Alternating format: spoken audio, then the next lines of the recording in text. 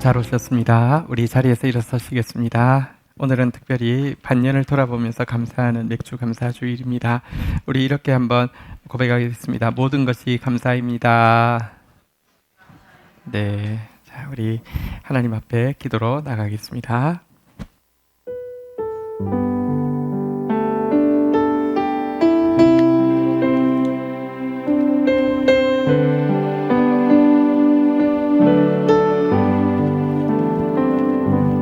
주여, 악에는 지각이 있고 익숙하고 절교하지만 선에는 무지하고 염증을 느끼고 게으른 저희를 용서하여 주옵소서. 세상을 사랑하여 물질과 권력과 쾌락을 놓지 못하는 음녀 같은 저희의 우상 숭배를 끊게 하옵소서. 하나님을 믿기 싫어하여 아무리 증거를 경험해도 또다시 당신을 시험하는 저희의 불신을 태워 주옵소서. 끊임없이 권위에 도전하여 원망과 불평을 터뜨리는 저희의 교만을 찍어버리게 하옵소서.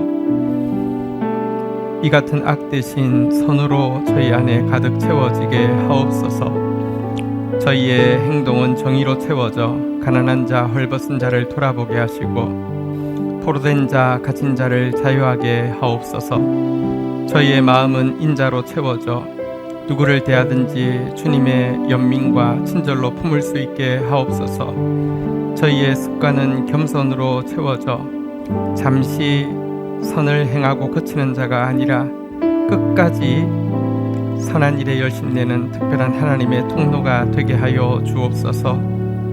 선하신 하나님, 지난 반년을 인도하여 주셔서 감사합니다. 하나님께 예배하며 또 남은 반년을 주님 앞에 올려드리기 원합니다.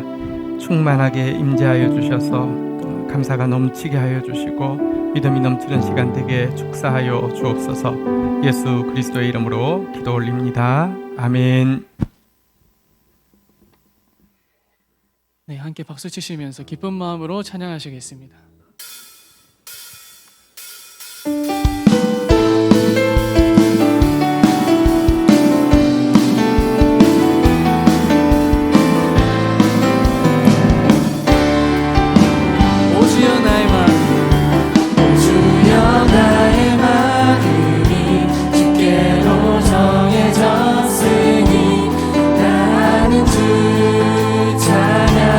찬양하리라.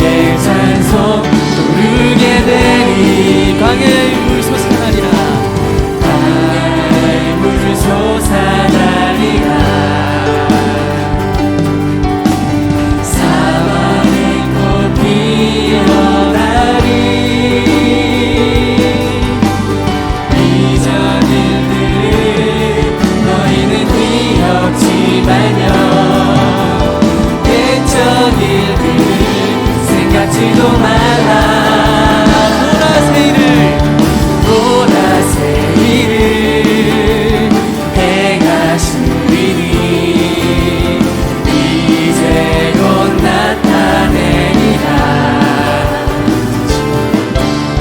주를 위하여 지으신 백성 주의 찬송 부르게 되니. 한 번 더 보겠습니다. 보라새 일을 행하시리니 이제 곧 나타내리라.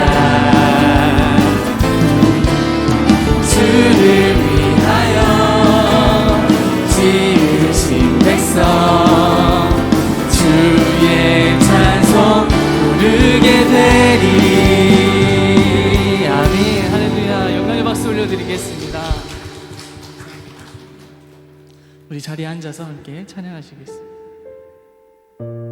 수만 가지 이유.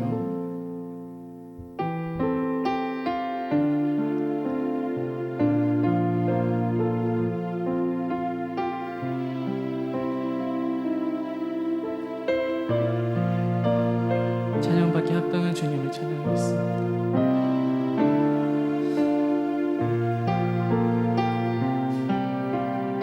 동이 트고 새날이 동이 트고 새날이 왔네.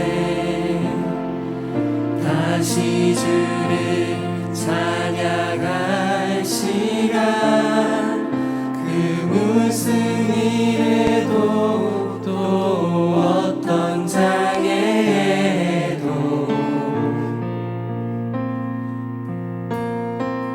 해질 때까지 주를 찬양. 한 번 더 고백하겠습니다. 동이 트고 새날이 왔네. 다시 주를 찬양할 시간. 그 무슨 일에도 또 어떤 장애에도 해질 때까지 주를 찬양해. 주를 송축하라. 주를 송축하라. 내 영혼아 거룩하신 이름 부른 적 없었던 새 노래로 주님을 경배. 넘치는 사랑 구하나니 그 심히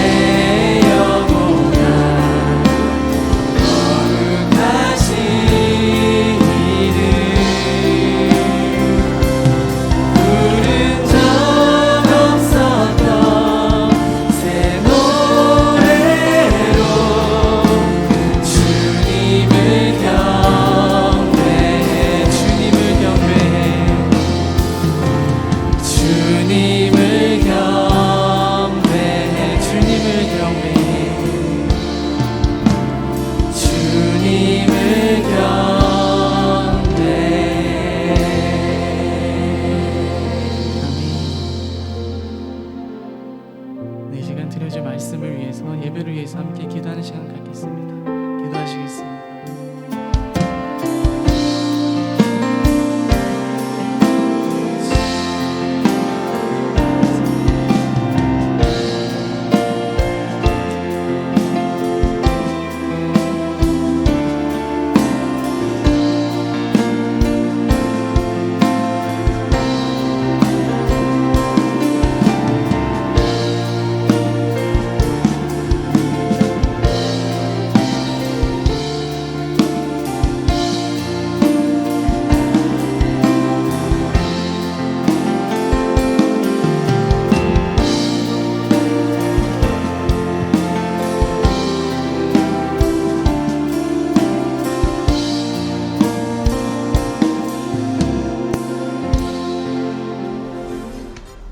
말씀의 만나가 풍성한 다음 세대 교회에서 함께 예배하는 모든 지체들을 진심으로 환영하고 축복합니다. 새로 오신 분들은 새가족부의 안내를 받아주시기 바랍니다. 다음 세대 교회는 환대하는 공동체입니다. 환대의 표현은 반가운 인사입니다. 잘 오셨습니다. 보고 싶었습니다. 함께해서 행복합니다. 오늘은 맥주 감사 주일입니다. 전반기 동안 인도해 주신 하나님의 은혜가 깨달아지고 후반기를 인도해 주실 하나님에 대한 기대가 넘치는 예배 되시길 축복합니다. 오늘 2부 예배 후 7월 리더십 정기회의가 본당에서 진행됩니다. 그리고 다음 주에는 재직회가 있습니다. 코로나 사태로 인해 계속 기도해 주시고 안전한 예배를 위한 정부의 방역 지침 준수에 협조 부탁드립니다. 예배당은 매주 토요일 방역을 실시하고 있습니다. 예배에 오실 때는 반드시 마스크를 착용해 주시고 체온 측정 후 예배 참석자 명부를 작성해 주셔야 합니다. 교적 정리가 완료되어 명부가 간소화되었습니다. 오프라인 소그룹 모임은 되도록 미뤄주시고 교회에서 짧은 만남의 경우에도 반드시 마스크를 착용해 주세요. GT 주티 7월호가 시작되었습니다. 정기 구독을 신청하신 성도들께서는 로비에 비치된 책을 가져가 주시고 추가로 정기 구독 신청을 원하시는 분은 교회 사무실로 문의해 주시기 바랍니다. 하반기 제자훈련 프로그램을 대신하여 180일 동안 성경을 완독하는 성경 통독방이 오늘부터 시작됩니다. 모든 참가자가 일독에 완주하고 반년 내내 말씀을 더 깊이 사랑하게 되는 은혜가 있기를 축복하고 응원합니다. 오늘 3부 예배는 저희 교회와 동역하고 있는 김풍관 선교사님께서 말씀을 전해주십니다. 하겠습니다.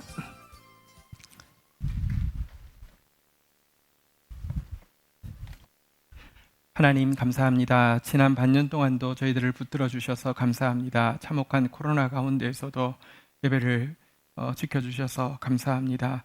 성도들의 삶에 깨닫든 깨닫지 못하든 넘치는 감사로 감사의 제목들로 심어주신 것을 인하여서 감사합니다.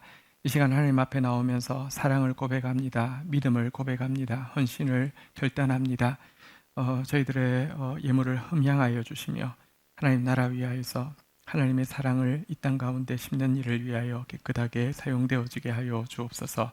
이날의 예배를 통하여서 감사의 제목을 발견하며 또 남은 반년을 또 인도하실 하나님에 대한 기대로 가득 채워지는 예배 되게 하여 주옵소서. 예수님의 이름으로 기도 올립니다. 아멘. 경건일기 발표 있겠습니다. 임미정 집사님이십니다.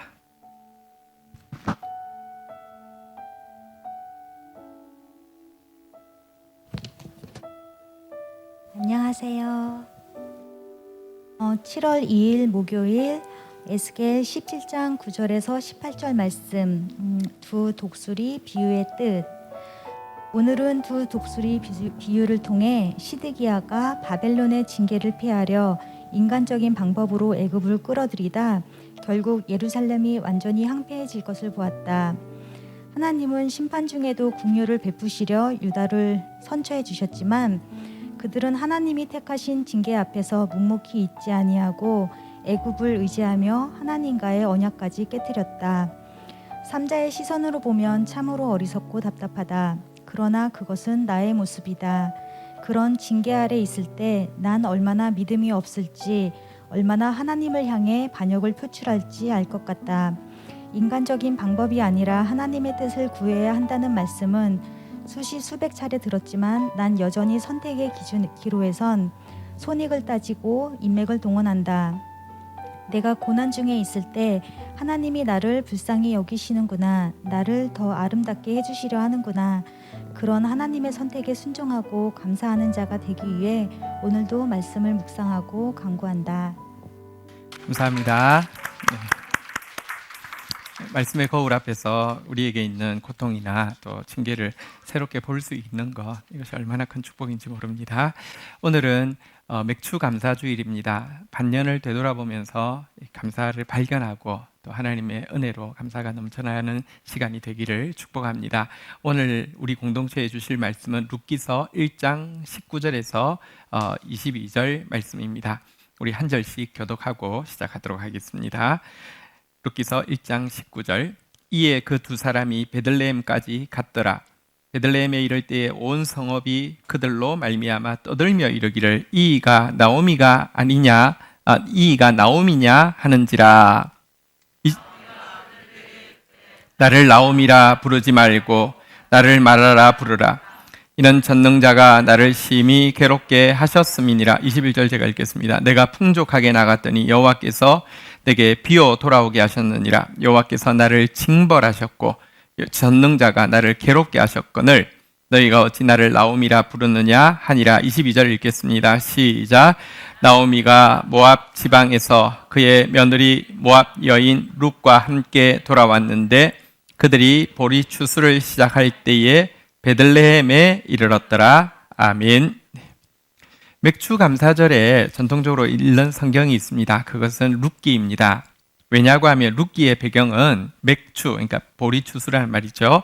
보리 추수가 시작될 때 시작해서요.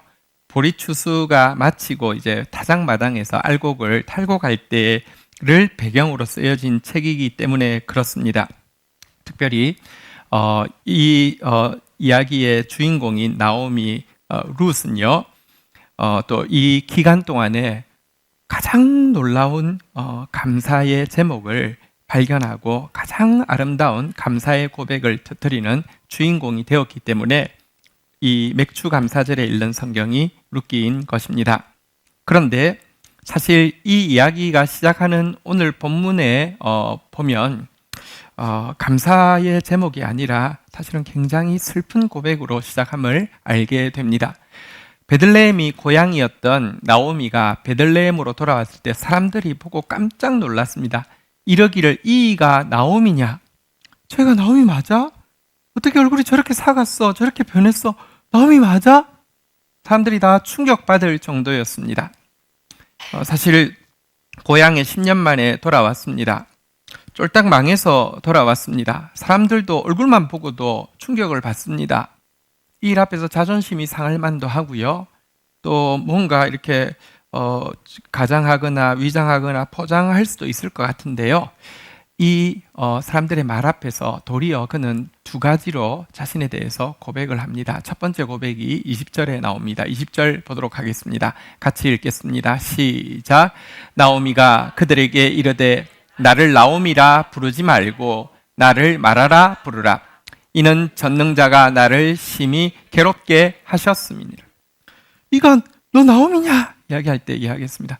이제부터는 저를 나오미라 부르지 마시고 마라라고 불러주십시오. 나오미는 희락이라는 뜻입니다. 즐거움이라는 뜻입니다. 마라는 고통이라는 뜻입니다. 씁쓸함이라는 뜻입니다. 저는 지금 씁쓸한 사람입니다. 저는 고통스러운 사람입니다. 여러분, 사실 사람은요, 자기에게 있는 고통과 씁쓸함을 첫 번째는 드러내고 싶어 하지 않습니다. 자존심이 상하기 때문입니다. 이야기해봤자 해결도 없는데 드러내가지고 더 비참해지기 싫습니다. 그래서 하는 것이 위장이고 포장이고 가장이죠. 근데 그녀는 사람들이 충격 먹은 얼굴로 그렇게 이야기할 때 화장을 안 하고 와서 아유 지금 햇살이 뜨거워서 이렇게 이야기하지 않고 나는 이름이 바뀌었습니다. 나는 지금 고통 가운데 있습니다.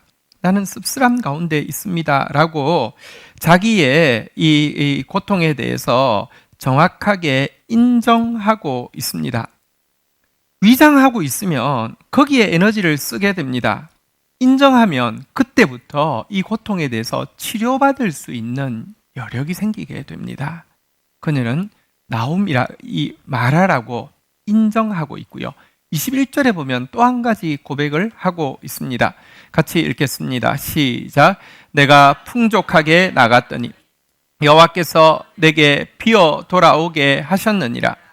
여호와께서 나를 징벌하셨고 전능자가 나를 괴롭게 하셨거늘 너희가 어찌 나를 나옴이라 부르느냐 하니라. 저 이름 이제부터는 나옴이 아닙니다.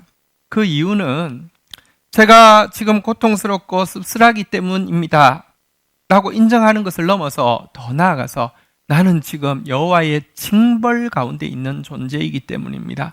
나는 범죄하였고 여호와께서는 저를 지금 징벌하고 있습니다. 그러니 어찌 내 이름을 즐거움 희락이라고 하겠습니까? 라고 하면서 자기의 죄에 대해서 이렇게 고백을 하고 있는 것입니다. 보십시오.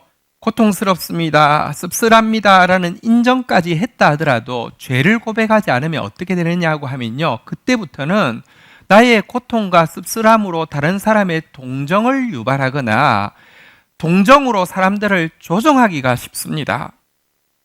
고통과 씁쓸함을 인정한 것으로 치료가 완전히 이루어지지 않습니다. 이 고통과 씁쓸함의 근원에 죄가 있었음을 고백해야 되고 죄로 말미암은 징벌임을 고백해야지만 그때부터 겸손이 이 회개가 시작되고요. 회개가 치료를 온전하게 하는 것입니다. 이처럼 그녀가 이렇게 자기의 고통에 대해서 인정하고 죄에 대해서 고백할 때에 놀랍게도 22절에 보십시오. 복성과도 같은 이런 표현이 나오고 있습니다. 같이 한번 읽도록 하겠습니다. 시작. 나오미가 모압 지방에서 그의 며느리 모압 여인 룻과 함께 돌아왔는데 그들이 보리 추수 시작할 때에 베들레헴에 이르렀더라.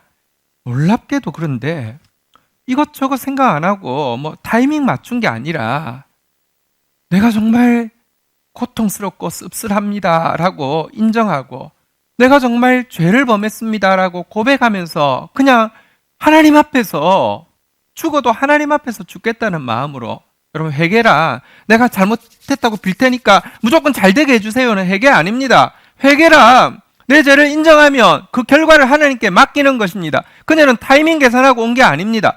그런데요, 이 고백으로 돌아왔더니 공교롭게도 바로 그때가 보리 추수를 시작할 때였습니다. 보리 추수하는 타작마당으로 룻이 나갔더니 그 밭이 바로 보아스라는 사람의 밭이었고요. 이 보아스는 그들의 가까운 친척이었을 뿐만 아니라 당시 이 사사시대 이 말기에 여러분 아무도 하나님께서 율법에 기록하고 있는 고엘이라는 제도를 시행하는 사람이 없었습니다. 고엘이란 한번 따라하겠습니다. 기업 무르는 자. 가까운 친척이 범죄로 실패로 실수로 재산을 잃어버리고 신분을 잃어버리게 되었을 때 가까운 친척이 조건 없이 그것을 되찾기 위해서 필요한 모든 것을 대어주고 되찾아주는 것을 고엘이라고 하는데요. 바로 그 보아스는 가까운 친척이었을 뿐만 아니라 고엘의 의무를 기꺼이 수행하는 사람이었습니다. 그래서 결국 보리 추수가 시작될 때부터 룻은 그 밭에 가서 이렇게 이삭을 줍게 되었고요. 보리 타작을 할 때에 이 타작마당에서 이제 탈곡을 할 때에 이 고엘의 의무를 보아스가 룻에게 행하기로 결단하고 약속하고 결혼하게 되었고요. 이제 나오미는 남편과 두 아들을 이 모압에서 잃어버리게 되었는데 룻을 통하여서 새 생명, 오벳이라는 새 생명이 이제 태어나게 되었습니다. 오벳을 안고 룻기 마지막 장 4장 14절부터 보면 이렇게 씁쓸하게 시작되었던 이 이야기는 이렇게 마치고 있습니다. 교독을 하겠습니다. 여인들이 나오미에게 이르되 찬송할지로다. 여호와께서 오늘 내게 기업 물을 자가 없게 하지 아니하셨도다. 이 아이의 이름이 이스라엘 중에 유명하게 되기를 원하노라. 15절 같이 읽겠습니다. 시작. 이는 내 생명의 회복자이며 내 노년의 복량자라. 곧 너를 사랑하며 7 아들보다 귀한 내 며느리가 낳은 자녀로다 하니라. 나오미가 아닙니다. 마라입니다. 이것은 우연도 아니고 이것은 불운도 아니고 내 죄입니다 라고 고백했더니요, 14절에 보는 바대로 한번 따라하겠습니다. 찬송할지로다. 기업 물을 자가 없게 하지 아니하셨도다.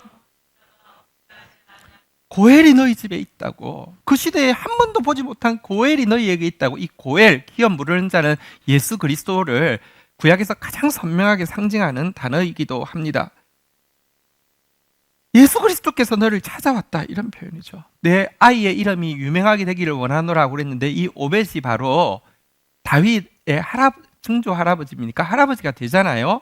그리고 그 다윗을 통하여서 예수 그리스도가 나오시잖아요.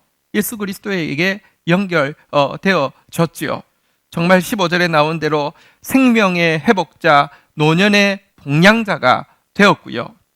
7 아들보다 귀한 며느리, 그는 2 아들을 잃었지만 7 아들보다 귀한 정말 믿음의 동력자를 또 얻게 된 이 모든 것의 출발이, 다시 이야기하지만 자기의 고통에 대한 정직한 인정과 자기의 죄에 대한 정직한 자백으로부터 이 모든 일이 시작되었습니다.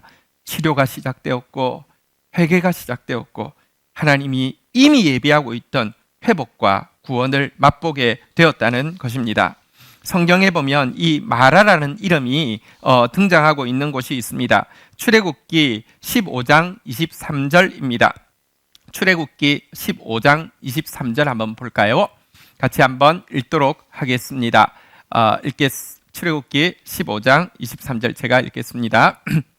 마라에 이르렀더니 그곳 물이 써서 마시지 못하였으므로 그 이름을 마라라 하였더라. 이스라엘 백성들이 출애굽하고 어느 곳에 이르렀는데 물이 너무 썼습니다. 마라라는 단어가 괴롭다, 씁쓸하다라는 뜻인데요. 그래서 마라라고 말했습니다. 일단 마라라고 인정하는 게 중요합니다. 포장하지 마십시오. 가장하지 마십시오. 위장하지 마십시오. 인정해야지만 치료가 시작됩니다. 인정하고 나니까요, 25절 한번 가볼까요? 출애굽기 15장 25절 같이 한번 읽도록 하겠습니다. 시작. 모세가 여호와께 부르짖었더니 여호와께서 그에게 한 나무를 가르치시니 그가 물에 던지니 물이 달게 되었더라. 거기서 여호와께서 그들을 위하여 법도와 율례를 정하시고 그들을 시험하실세. 말합니다. 나오미가 아니라 말합니다라고 인정하고 하나님 앞에서 이것은 불운도 아니고 이것은 죄입니다라고 고백할 때에 부르짖음이 터져 나오게 되고요. 그때 하나님께서 한 나무를 가리키면서 그걸 넣으면 물이 달아질 것이라고 이야기했습니다. 이 나무는 십자가를 상징하는 것을 우리는 다 알고 있습니다. 여러분, 인정할 때에 십자가가 역사합니다. 자백할 때에 십자가가 역사합니다. 십자가가 역사하고 나면 그때부터 법도와 율례가요. 26절 한번 보도록 할까요? 십자가가 역사하기 시작하면 어떤 일이 일어나느냐? 법도와 율례가 역사하기 시작합니다. 너희가 너희 하나님 나 여호와의 말을 들어 순종하고 내가 보기에 의를 행하며 내 계명의 귀를 기울이며 내 모든 규례를 지키면 내가 애굽 사람에게 내린 모든 질병 중 하나도 너희에게 내리지 아니하리니. 한번 따라하겠습니다. 나는 너희를 치료하는 여호와임이라.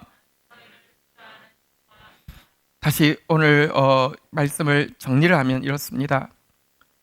나오미의 고백에 나는 고통스럽습니다, 나는 씁쓸합니다 하는 정직한 인정, 나는 죄인입니다, 나는 징벌 가운데 있습니다 하는 정직한 자백이 있을 때에 십자가가 역사하기 시작하고 말씀이 역사하기 시작해서 하나님의 치료가 온전케 되어지고 잃어버린 정도를 되찾는 정도가 아니라 비교할 수 없는, 그냥 없던 아이를 하나 낳은 것이 아니라 예수 그리스도에게 이어지는 이런 맥주 감사절의 주인공이 된 나오미, 이와 같은 은혜가 오늘 우리 지난 반년을 되돌아보면서 이 자리에 서 있는 저와 여러분들에게 있기를 주의 이름으로 축원드립니다. 제목을 한번 따라하겠습니다. 나는 징벌 가운데 있는 마라입니다. 분명히 징벌이라고 하나님 앞에 인정하십시다. 이것은 죄의 명백한 죄의 결과로 말미암은 징벌입니다라고 하나님 앞에 인정하십시다. 그리고 나는 지금 씁쓸합니다. 나는 지금 고통스럽습니다. 라고 하나님 앞에 인정하고 나아가십시다. 하나님께서 마라의 쓴물을 단물로 바꾸시고 나오미의 이 회개의 인정과 이 자백의 회개와 간구를 찬양으로 바꾸시는 하나님을 경험하게 될 것입니다.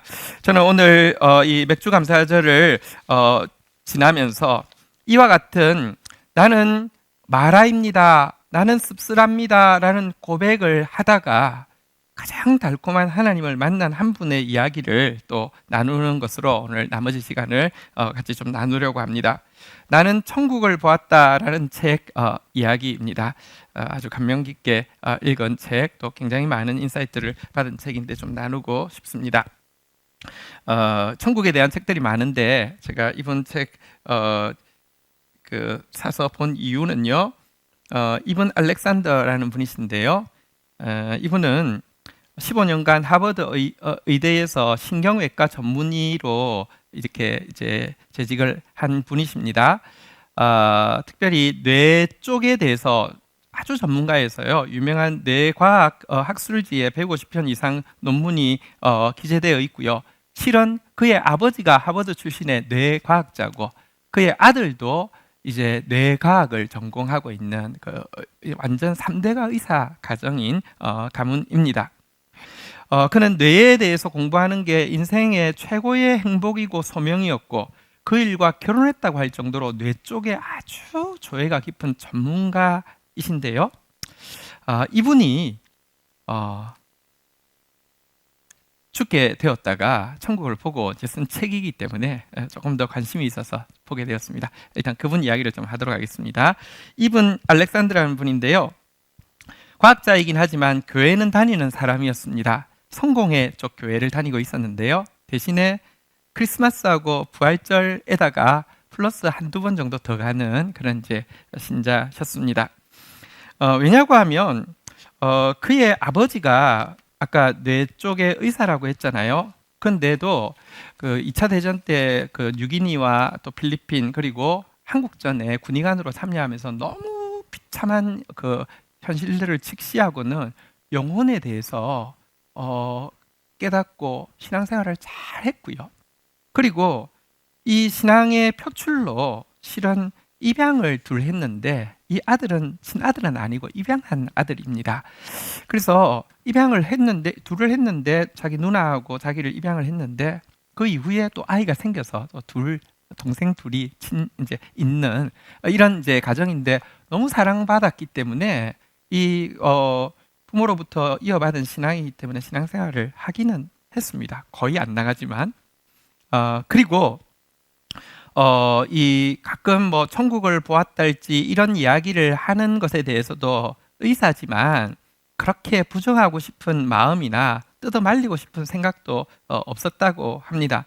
왜냐고 하면 대부분의 임사 체험자들의 경험은 심정지 상태에서 일어나는데 심장이 정지해도 뇌가 아직까지 기능하고 있을 때는 얼마든지 그런 의식을 이렇게 무의식 중에 만들어낼 수 있다고 생각해서 설명할 수 있었기 때문에 그냥 너 그 고통 가운데 조금이라도 위로가 된다고 하면 의사가 굳이 뜯어말릴 필요가 없어서 따뜻하게 그래요, 그렇군요 이렇게 넘어갈 수 있었다는 것입니다. 하지만 영적인 세계가 정말 실존하는지에 대해서는 의심하는 마음을 안 가질 수가 없었습니다. 천국을 믿고 싶어도 하나님을 믿고 싶어도 수십 년간 이 뇌 쪽에서 이 전문가로서 과학적인 세계에서 보내면서 근본적인 의문이 이렇게 없어지지 않았던 것입니다. 뇌과학 쪽에서는 무엇이라고 이해하냐면 우리가 생각하는 모든 의식들은 다 뇌가 작동해서 수만 개의 그 뉴런들이 수십만 개의 뉴런들이 그냥 만들어내는 특별한 감정 의식이지 이것은 뇌가 만약에 없다고 하면 마치 전원을 뽑아놓은 텔레비전처럼 의식이라는 게 존재하실 수가 없고 의식이 존재하지 않는다고 하면 하나님, 무슨 천국 이런 것 자체가 없는 것이기 때문에 아무것도 없다. 이런 것을 그냥 믿고 살고 있었습니다. 자, 그런 그의 삶이었는데요. 사실은 부족할 것이 하나도 없었습니다. 첫 번째는 부모님으로부터 너무 행복하게 사랑받았고요. 또 자기 일을 너무 좋아했고요. 아름다운 가정을 꾸몄고 좋은 자녀들이 또 태어나서 훌륭하게 잘 자라고 있었기 때문에 아무런 불행함이 없었습니다. 단 한 가지 조금 걸리는 것은 자기가 입양아라는 사실입니다. 그러나 어릴 때 아버지가 자세히 설명을 해주었습니다. 너의 친부모는 16살에 이렇게 고등학생들이 둘이서 좋아서 해서 아이를 낳았는데 도저히 키울 수 없어서 너를 이렇게 하게 되었고 아마 그리고 그 당시는 1950년대였기 때문에 그때는 이제 이 입양과 관련해서는 서로 이제 이후에는 정보를 주지 못하도록 이렇게 돼 있었기 때문에 어딘가 걔들을 그리워하면서 잘 살 거야 뭐 이런 정도로 정리되었기 때문에 큰 고통은 없었습니다. 부득이해서 그랬고 또 뭐 너무 어려서 그랬으니까 어쩌겠어 뭐 이런 정도였습니다. 그런데 그가 50살이 되었을 때 그의 아들이 나이가 어려서 초등학교 6학년이었는데 학교에서 그런 거 있잖아요. 나의 뿌리 찾기 뭐 이런 거 과제 같은 거 할 수 있잖아요. 거기에서 나의 아버지 또 나의 그 조부모는 누군가 뭐 이런 거를 조사하는 그런 시간이 있었답니다. 이 아이가 아버지가 입양되었다는 사실은 알고 있었기 때문에 그 할머니 할아버지에 대해서 궁금해서 부모에게 계속 물어보고는 만나본 적이 없다고 하니까 왜 만나보지 않느냐고 자꾸 이제 이야기를 하는 거였습니다. 그래서 아이 숙제 돕는 마음으로 크게 뭐 자기가 여기에 대해서 아쉬움이나 부족함을 느낀 게 아닌데 그냥 편지를 입양 기간에 쓰게 되었는데요. 어느 날 눈보라가 많이 몰아치는 날 자기와 자기 아이가 차를 타고 가고 있는데 전화가 왔습니다. 입양 기관으로부터. 근데 놀라운 소식을 듣게 되었습니다. 자기 친부모인 아빠였던 사람, 엄마였던 사람이 그 이후에 결혼을 해서 지금도 같이 살고 있다는 겁니다. 얼마나 다행입니까? 그리고 말하자면 자기로 치면 친동생이 3명이나 태어나서 그 가정에 있다는 것입니다.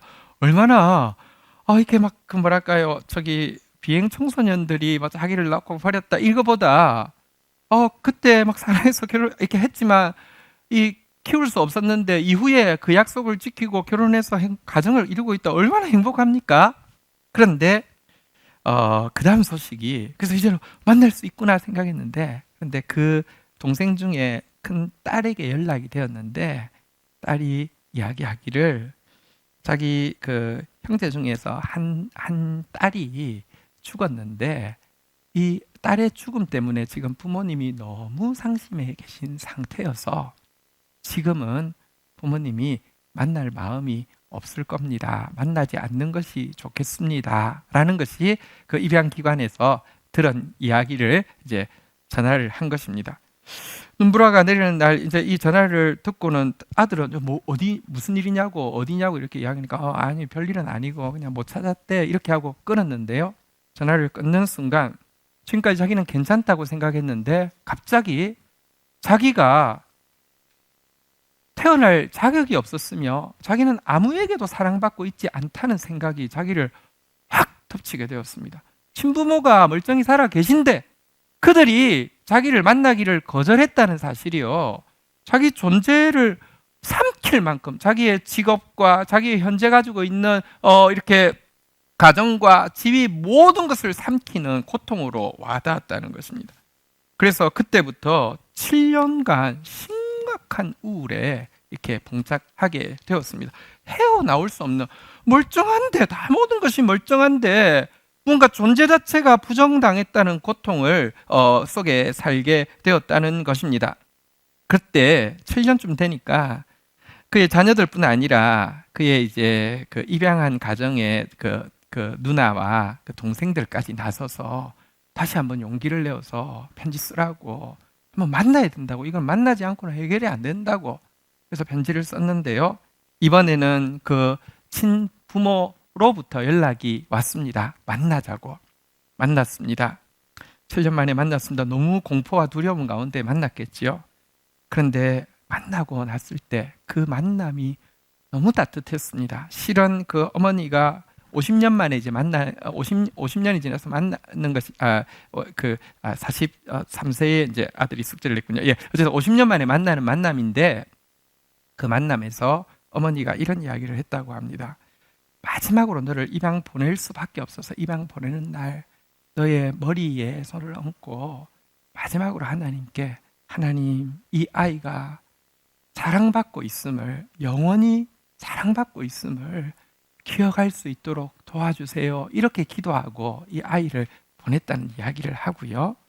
또 그 동생들도 또 그 부모, 양부모님도 굉장히 훌륭하게 또 이렇게 훌륭한 커리어를 쌓고 또 자녀 동생들도 그래서 정말 피부치를 다시 만난 행복을 이렇게 누리고 돌아오는 시간이 있었습니다. 이러면 이제 다 해결된 것 같지 않습니까? 그런데요, 한 가지가 해결이 안 되더랍니다. 과거 그가 교회를 지금 몇 번은 다니고 하나님에 대해서 의심은 하지만 있는지 없는지를 막 민감하게 생각하기를 싫었던 것이죠. 그런데 그 부모로부터 거절당했을 때 하나님은 없다라고 그냥 못 박았고, 그런데 부모와의 관계가 회복되었는데 이런 거 있잖아요. 사랑을 못 누려본 사람은 사랑이 부족하다는 걸 모르는데 사랑을 맛보기 시작하면 그때부터 사랑이 부족하다는 것을 더 느낄 수도 있잖아요. 돌아오면서 이제 그 행복한 만남을 마치고 돌아오는데도 마음속에 하나님은 존재하지 않는다. 우리를 돌아보고 있고 만들고 사랑하는 신은 존재하지 않는다. 이렇게 부정이 되더랍니다. 그런 상태였는데요. 얼마 지나지 않아서 사건이 일어나게 되었죠. 무엇이냐고 하면 갑자기 통증이 아침에 출근해야 되는 시간인데 너무 심하게 났고, 근데 의사들이야말로 그 응급차 타는 거 싫어하니까 아내한테 무슨 일 있어도 부르지 말라고 아예 학교 보내라고 한 상태에서 발작이 시작되었고요. 아내가 올라오니까 발작 상태가 너무 심해서 구급차를 태워서 이제 병원으로 가게 되었습니다. 병원에 가서 의식이 있는 상태에서 마지막으로 그가 내뱉은 말은 하나님, God help me, 하나님 도와주세요. 이렇게 하고는 의식이 탁 끊어지게 되었습니다. 왜냐고 하면 그의 증세가 뇌막염이었는데요. 뇌막염은 두 종류가 있다고 하네요. 바이러스성 뇌막염하고 박테리아성 뇌막염이 있는데 바이러스성은 치사율이 한 1% 정도밖에 안 되고요. 아프긴 하지만 우리 딸도 어릴 때 뇌막염을 알았거든요. 그때 치료받을 때 보니까 되게 이 척수에서 그걸 빼내야 되니까 되게 정말 막 자지러지는 비명을 지르더라고요. 아프긴 하지만 치사율이 1%예요. 박테리아성 뇌막염은요, 치사율이 훨씬 높은데 그 중에서도 대장균 박테리아에 의한 뇌막염 치사율은 90% 이상이라고 합니다. 근데 병명은 대장균에 의한 뇌막염이었습니다. 근데 뭐 안심해도 되는 것은 대장균이 우리 안에 많잖아요. 주위에 참 많잖아요. 그죠? 근데 이 대장균이 사실은 이 뇌척수에 침입해가지고 이런 이제 뇌막염을 일으킬 확률은 1000만 명 중에 1명이라고 합니다. 그런데 그것도 그 1000만 명 중에 1명도 사연이 꼭 있다고 합니다. 예를 들어 에이즈 같은 것이 있을 때 면역이 너무 약할 때 그렇게 대장균이 뇌로 침입할 수 있다고 하고요. 아니면 뇌 수술을 할 때 뭔가 오염이 되었을 때에 그럴 수도 있다고 합니다. 1000만 명 중에 1명인데 이 경우는 그런 요인을 아무리 찾아도 요인은 없는데 분명한 것은 대장균에 의한 뇌막염이라는 것입니다. 바로 뇌막염이 되자마자 어떻게 요행이 바로 치료가 된다 하더라도 10%의 생존율인데 그 생존율로 살았다 하더라도 대부분은 평생 식물인간이 된다고 하고요. 그런데 이분은 이 상태에서 일주일을 이렇게 이 의식이 완전히 사라진 상태에서 있었다고 합니다. 왜냐하고 하면 대장균이 20분마다 이 무성생식으로 쪼개지는데요. 12시간이 지나면 대장균이 690억 개가 되고요. 15시간이 되면 35조 개가 됩니다. 근데 이게 15시간도 아니고 7일을 지나면 몇 개가 되겠습니까? 이것들이 뇌 척수액으로 침입해가지고요. 포도당을 먹으러 치우기 시작합니다. 대뇌 피질, 심피질 여기서부터 먼저 먹는다고 하네요. 근데 이 대뇌 심피질이 사람을 사람되게 하는 곳이라고 합니다. 기억, 언어, 감정, 시각, 청각, 논리는 대뇌 심피질인데 여기 단백질부터 먹는다고 합니다. 그래서 검사를 해봤더니 워낙에 이 대뇌 심피질의 포도당 수치가 정상인은 데시리터당 80mg인데요. 위독하게 되면 데시리터당 20mg까지 내려가는데 이분은 내 척수액의 포도당 수치가 1mg이었다고 합니다. 이것은 그러니까 100% 이분을 치료하기 위해서 의학 최전문가들이 팀을 짜서 왔는데 그들이 그래서 일주일이 되는 날, 그러니까 일주일이 되기 전날 가족들을 불러서 이야기했다고 합니다. 12시간 후에 항생제를 떼는 것을 고민하고 있습니다. 사실은 받아들여야 합니다. 보내드려야 합니다. 왜냐고 하면 이 정도까지 되었으면 이거 진짜 완전히 끝난 것이죠.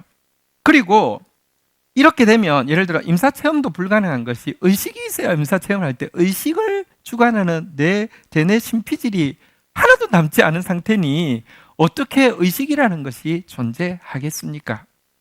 그런데 놀랍게도 뇌는 정지되었는데 그에게 의식이 있었다는 것입니다. 눈을 떠서 딱 볼 때에 아주 암흑 가운데 자기가 눈을 떴답니다.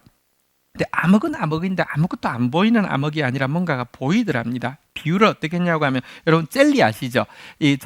여기 외국의 사람들 이제 식사 마치고 후식으로 먹는 젤리 아시죠? 오렌지색 이렇게 포도색 이런 거 있잖아요, 그죠? 투명하잖아요.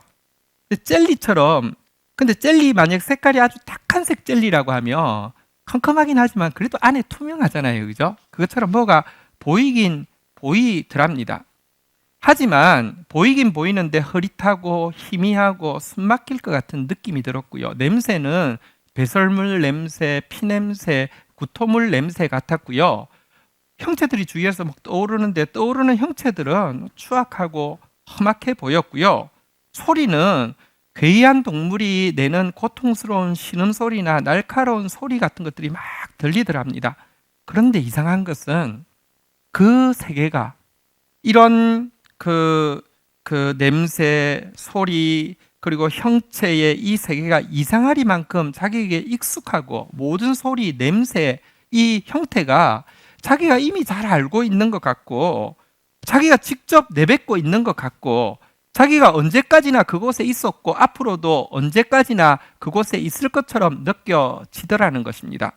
얼마나 있었는지 밑도 끝도 없는 시간이 흘렀는데 그런데 이상한 일이 일어나게 되었습니다. 갑자기 나는 결코 이 세계에 속해 있지 않고 나는 지금 덫에 걸려 있는 거야라는 느낌이 들더랍니다. 내가 있어야 할 곳은 이곳이 아니고 나는 반드시 빠져나가야만 한다는 자각이 들더랍니다. 근데 어디로 가며 어떻게 가지라는 질문을 하게 되었는데요. 이 질문을 하게 될 때에 갑자기 어둠 속에서 무언가가 다가오더랍니다. 차갑고 죽었고 어두운 곳과 정반대되는 빗줄기가 비치고요. 아름다운 소리가 들리고요. 그리고 그 중앙에 열쇠 구멍 같은 곳이 있어서 그쪽으로 따라가게 되었더니 갑자기 완전히 새로운 세계가 열리더랍니다. 지금까지 보았던 이 암흑의 세계 익숙했지만 숨 막히는 것 같은 암흑의 세계가 아니라 아름답고 찬란하고 황홀하고 생기 넘치는 세계가 열렸고요. 자기는 그곳을 날아가고 있으면서 밑을 보게 되었는데요. 나무가 있고 들판이 있고 시냇물이 흐르고 폭포가 이렇게 흘러내리고 아이들이 또 사람들이 춤을 추면서 놀고 있고 금동이가 막 뛰어다니고 있고 이런 것이 보이더랍니다.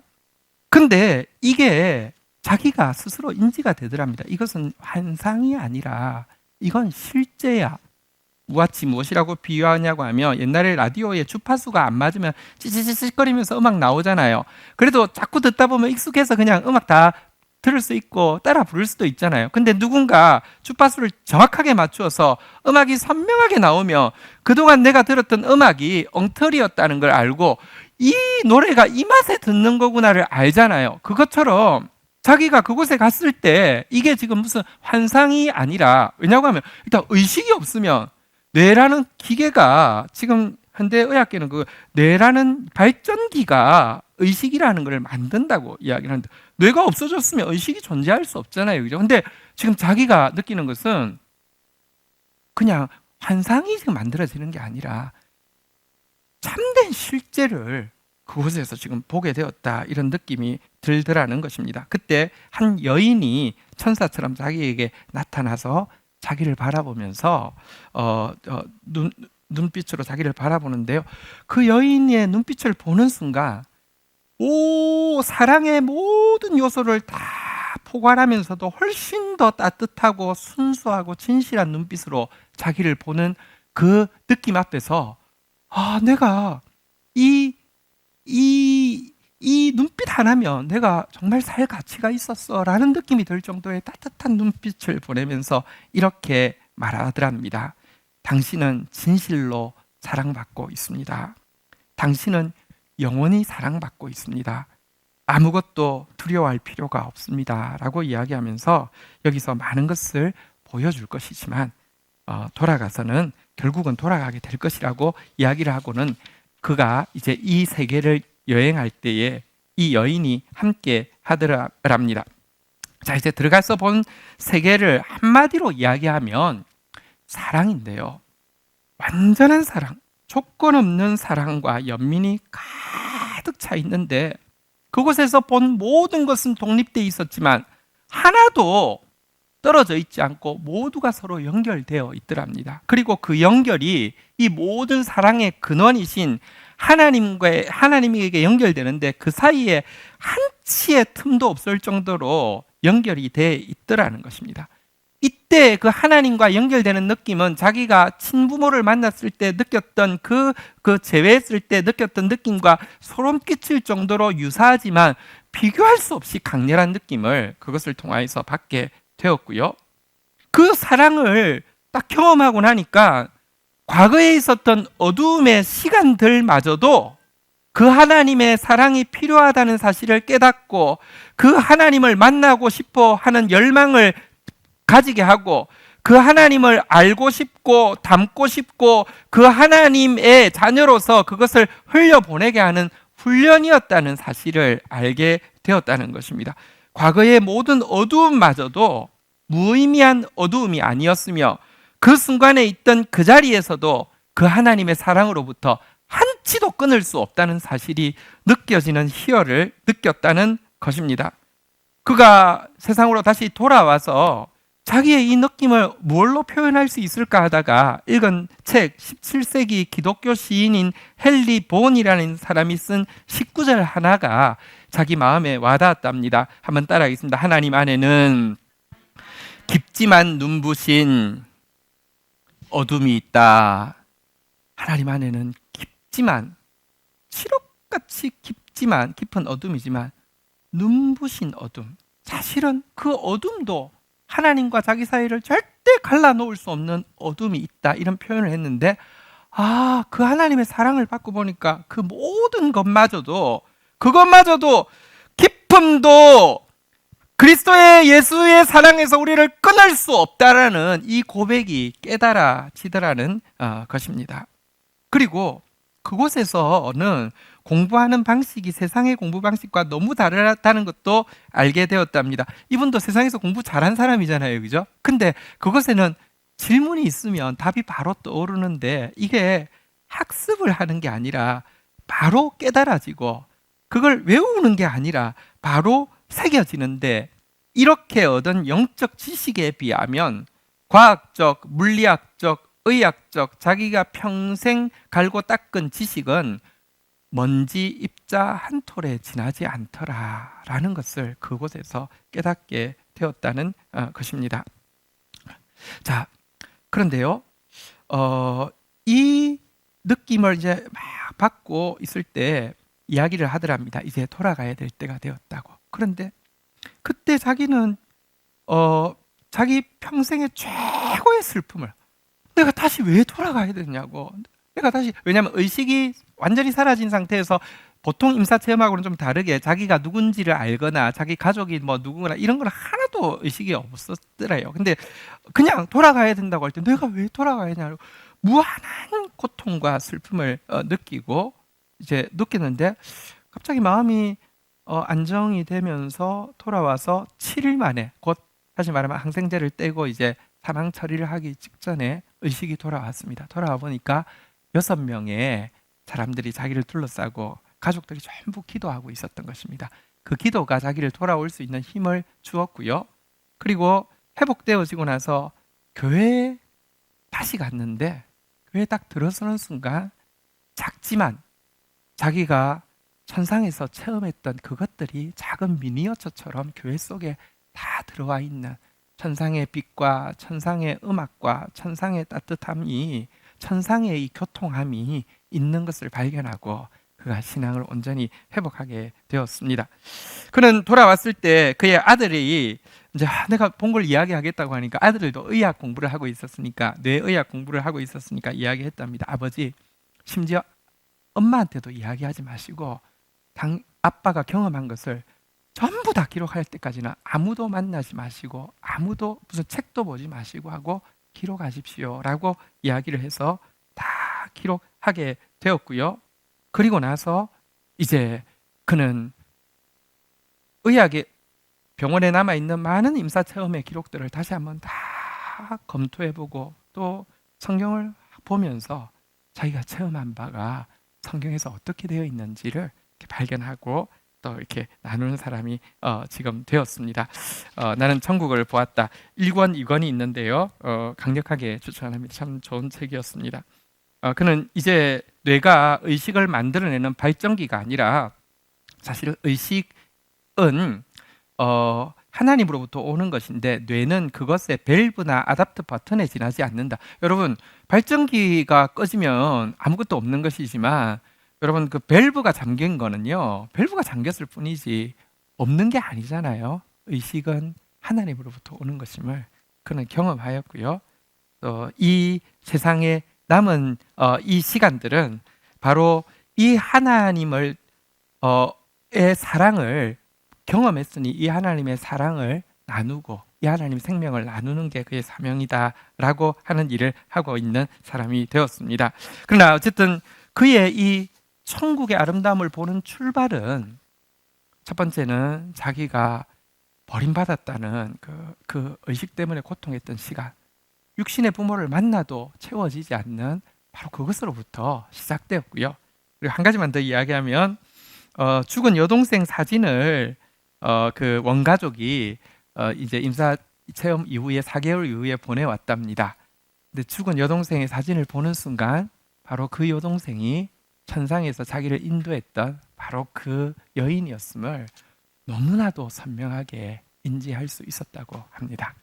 네, 우리 이 시간 같이 오늘 설교 제목 한 번 더 고백하고 주님 앞에 나가도록 하겠습니다. 한번 따라하겠습니다. 나는 징벌 가운데 있는 마라입니다. 네, 이 고백으로 나아가다가 나오미가 경험했던 달콤함, 입은 알렉산더가 경험했던 하나님의 사랑을 함께 경험하기를 축복합니다. 자리에서 일어서시겠습니다. 우리 같이 찬양하며 나가겠습니다.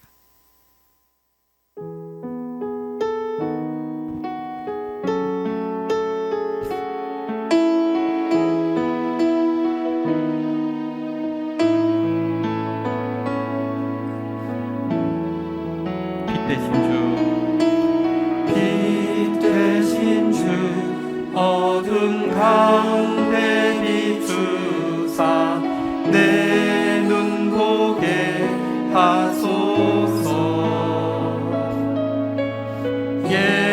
예배하는 선한 마음 주시고 산 소망이 되시네. 다시 한번 고백할까요? 빛 되신 주, 빛 되신 주, 가운데 비추사 내 눈 보게 하소서. 예배하는 선한 마음 주시고 산 소망이 되시네.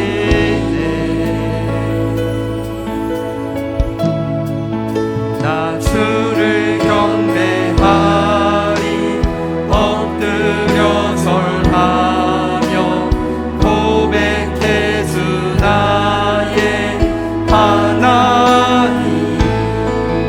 오 사랑스런 주님 존귀한 예수님 아름답고 놀라우신 주. 다 할 수 없네, 다 할 수 없네. 주의 은혜 내 죄 위한 주 십자가. 다 할 수 없네, 다 할 수 없네. 주의 은혜 내 죄 위한 주 십자가. 나 주를 경배하리 엎드려 절하며 고백해 주 나의 하나님. 오 사랑스런 주님 존귀한 예수님 아름답고 놀라우신 주. 우리 시간 이 후렴 앞부분만 한 번만 더 고백하고 나갈 텐데요.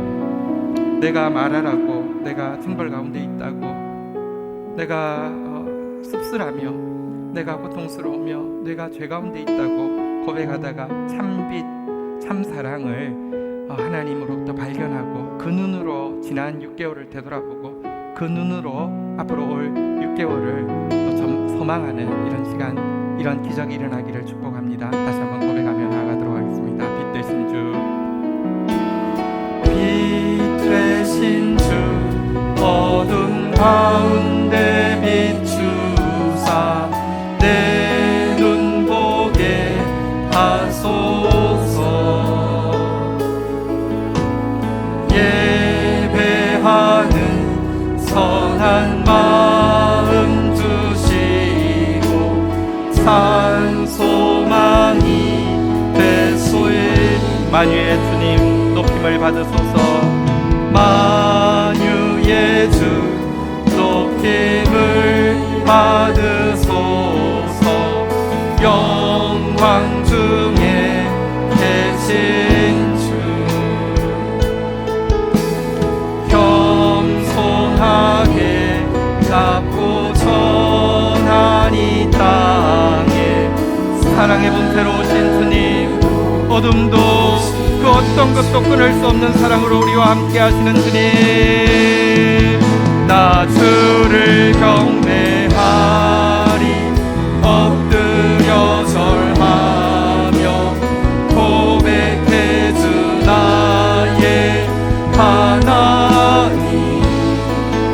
오 사랑스런 주님 존귀한 예수님 아름답고 놀라우신.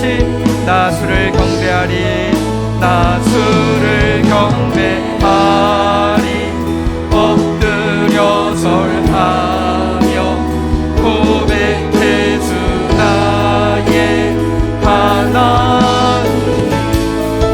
오 사랑스런 주님 존귀한 예수님 아름답고 놀라우신 주. 자리에 앉으시겠습니다. 우리 시간 그 하나님 앞에 나아가십시다. 나오미로서 나아가십시다. 혹은 이번 알렉산더의 고백으로 나아가십시다. 우리 괜찮지 않습니다. 우리 씁쓸합니다. 우리 고통스럽습니다. 하나님 없이는요 그 하나님의 사랑이 없이는, 하나님의 천국 없이는 우리는 영원한 고아에 지나지 않습니다. 우리 동정을 구하고 우리 동정으로 사람을 조정함으로 구원이 임하지 않습니다. 죄를 자백하고 죄를 회개할 때 하나님의 구원이 임합니다. 우리 이 시간 깊지만 찬란한 어둠 가지고 계신 하나님 앞에 나아가서 그 끊을 수 없는 사랑 앞에서 우리 인정하고 자백하고 치료받고 회개하는 시간, 그래서 하나님의 소망을 경험하고 증인되는 시간 가지도록 하겠습니다. 함께 주의 이름 고백하며 기도하겠습니다. 주여, 주여, 주님, 하나님, 진리의 빛 앞에서 우리의 실체를 보게 하여 주셔서 하나님, 내가 나오미가 아니라 말하라 인정하게 하시고 내가 불어난 것이 아니라 죄인임을 고백하게 하여 주시고 하나님 앞에서 나아가 치료받고 하나님 앞에서 보하며 사하며 회개하는 자 되어질 수 있도록 주여 역사하여 주시기를 간절히 간구하고 소원합니다. 하나님, 하나님, 만화를 고백할 때 십자가로 우리의 삶을 바꾸시고 죄인임을 인정할 때 말씀으로 우리의 삶을 고치시는, 치료하시는 하나님 경험할 수 있도록 주여 역사하여 주시기를 간절히 간구하고 소원합니다. 하나님, 지나온 모든 시간의 어둠들이 그리스도의 사랑에서 끊을 수 없는 것임을 고백하게 하여 주시고 앞날에 있을 모든 일들 가운데 우리의 삶의 의미가 그 하나님의 사랑을 알아가고 갈급하며 찾고 고백하다가 결국 그 하나님의 사랑 앞에 서는 것임을 잊지 않는 저희들 되어질 수 있도록 은혜를 더하여 주시기를 간절히 간구하고 소원합니다. 함께 중보하며 나아가겠습니다. 나라와 민족을 위하여, 교회와 열방을 위하여, 구원받을 영혼, 회복될 영혼 위하여, 미래 교회의 주역이 될 다음 세대들을 위하여. 하나님 감사합니다. 오늘 영혼의 관점에서 하나님의 눈으로 우리의 삶을 다시 한번 정직하게 직시하고 인정할 수 있게 해주셔서 감사하고 겸손하게 회개하면서 하나님 앞에 자백할 수 있게 해주셔서 감사합니다. 그리고 그 전에 이미 나오미를 위해서 회복과 구원과 기쁨을 예비해 놓으셨고 우리의 어둠의 시간에 이미 하나님은 그 무엇도 끊을 수 없는 사랑으로 우리와 함께 하고 계셨음을 고백합니다. 주님의 눈으로 볼 때에 우리에게 있었던 깊은 어둠은 또한 찬란한 어둠임을 고백합니다. 하나님 감사합니다. 모든 것을 인하여서 감사합니다. 우리에게 남은 삶은 그 하나님의 품으로 그 영원한 나라로 들어가기 전에 그 하나님을 더 사모하고 사랑하며 그 사랑을 이 땅 가운데 더 실천하고 몸부림치는 시간이 옴을 고백하오니 또 남은 반년의 삶이 그와 같을 수 있도록 저희를 주관하여 주옵소서.